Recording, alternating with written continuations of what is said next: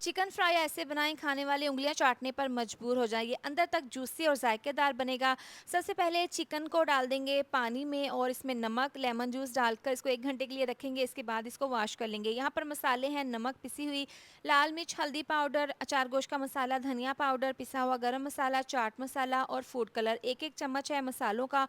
पपीता पाउडर डाल देंगे 1 चम्मच, 3 से 4 चम्मच कॉर्नफ्लोर। अब ये मिक्स करके मसाला चिकन के ऊपर डाल देंगे और लेमन जूस डालकर इसको अच्छे से मैरिनेट करके रख देंगे कवर करके तकरीबन 1 घंटे के लिए। इसके बाद कढ़ाई में ऑयल को गर्म कर लेंगे और इस तरीके से 3 से 4 पीसेस डालकर मीडियम टू लो आंच पर फ्राई कर लेंगे। गोल्डन कलर आने के बाद निकाल लेंगे। बाकी तमाम पीसेस इसी तरह से फ्राई कर लेंगे।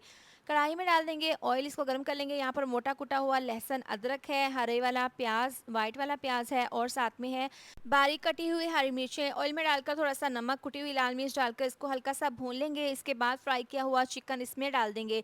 अब ये चिकन डालने के बाद इसको अच्छे से मिक्स कर लेंगे। जो हमने ये मिक्सचर डाला है ना, इसकी खुशबू चिकन में जब आएगी ना तो यकीन करें खाने वालों के होश उड़ जाएंगे।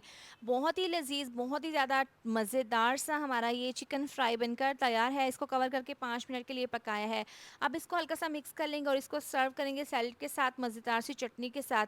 यकीन करें ये वाकई में ही बहुत ज़्यादा टेस्टी बना था। अंदर तक सॉफ्ट, जूसी और जायकेदार मज़ेदार सा चिकन फ्राई बनकर तैयार है।